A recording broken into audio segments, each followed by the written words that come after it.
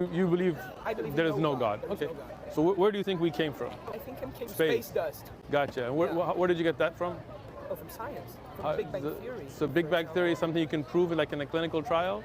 No, Cannot, right? That's what. Let's say your camera right here, Okay, right? my camera. Let's say I told you, you know what, Canon didn't make that camera. Over billions of years, space particles came together and made this camera. With that lens, with all the functions, with battery charging, would you believe me? Yeah, no. You would not, right? No. Why not? Because it's complex, right? Yeah. It takes design. Now, what's more complex, you or that camera? Me, obviously. Right? Are your eyes better than cameras? They are, right? Yeah. You recharge, you don't even need to be plugged into the wall, you go to sleep, yeah. you recharge. So if you believe this couldn't come without intelligent design, then how could this come without intelligence? أم خلقوا من غير شيء أم هم الخالقون. Just now say that a lot of things combine together to produce one effect. We say yes. In that case, how can you be sure there's only one God sitting in the heaven saying, okay, I'm the cause? Maybe there's a whole assembly of gods saying, okay, I'll do the hand, you do the nose, I'll do the ear, we'll put it together, human being. So maybe there's an assembly. How can you be sure there's one God? Because you said everything, there are lots of things combine and produce one result. So how can you be sure there's only one God saying, hello, I'm going to set you off? There may be a whole bunch of them working together in an assembly, or perhaps working well or not working well, or going on strike even.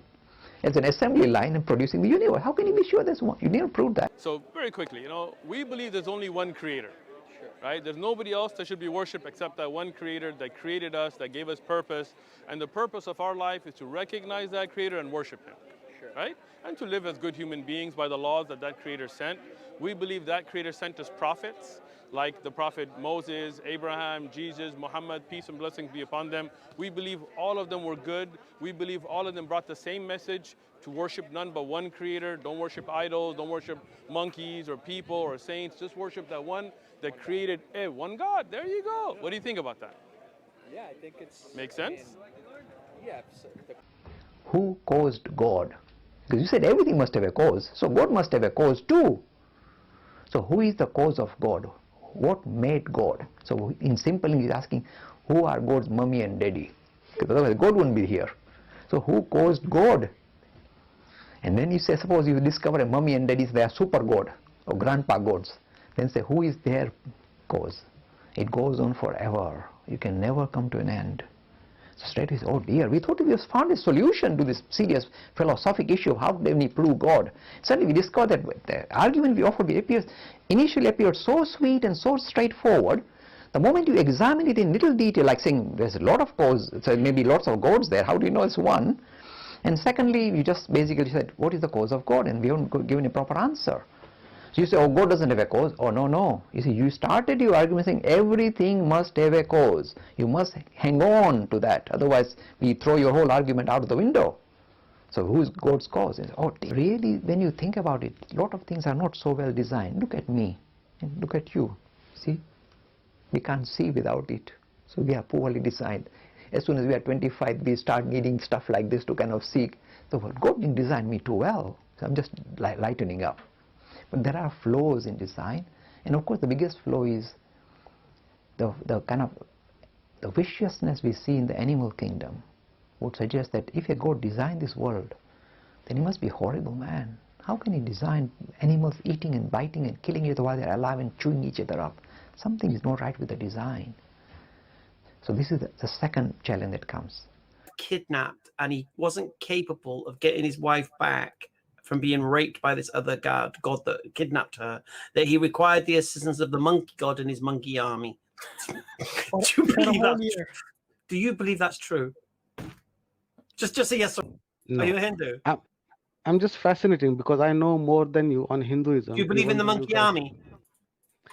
See, the thing is that you're explaining the ignorance because... No, do you believe in the monkey army? You do not understand difference between what Puranas and Vedas are. So that's the basic ignorance. You believe in the monkey army? The mind has the face of a monkey, human mind.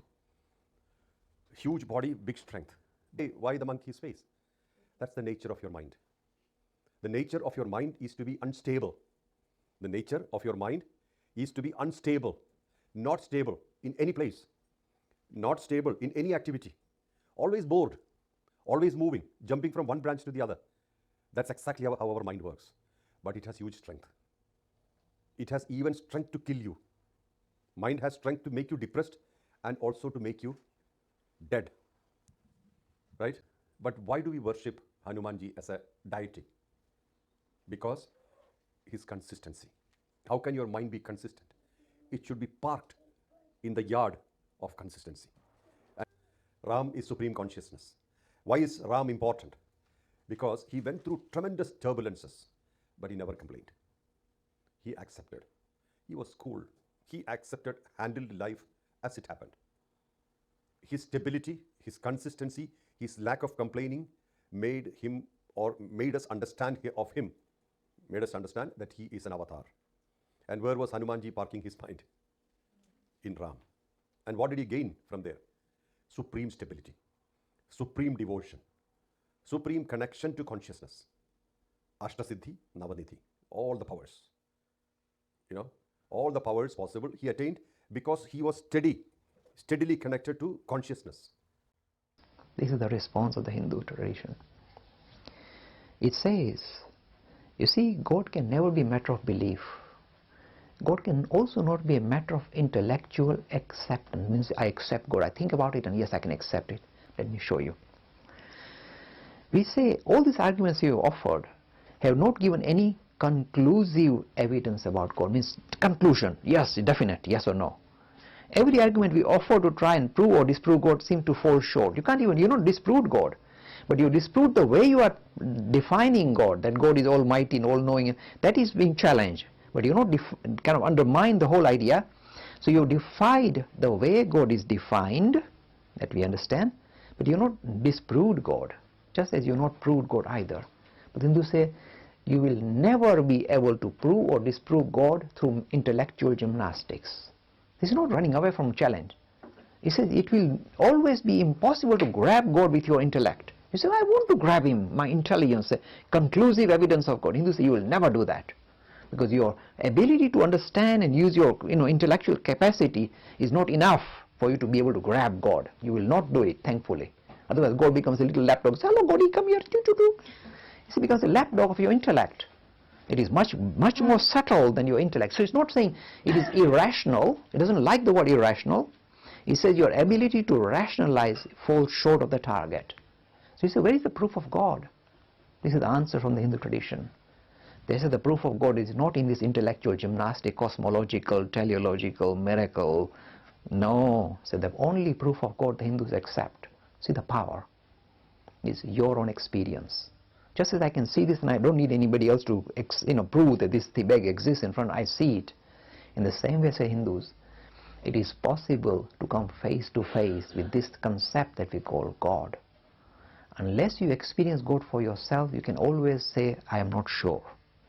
I need to see. Look, in other religions they say, believe in God and die and everything will work out for you. The Hindu religion says, no. Belief is just the starting point of your religious journey. It's just the beginning. You're beginning your search, so you have a belief system. Otherwise, you can't start your journey. But once you start your journey, it doesn't stay just believe and die. That's terrible.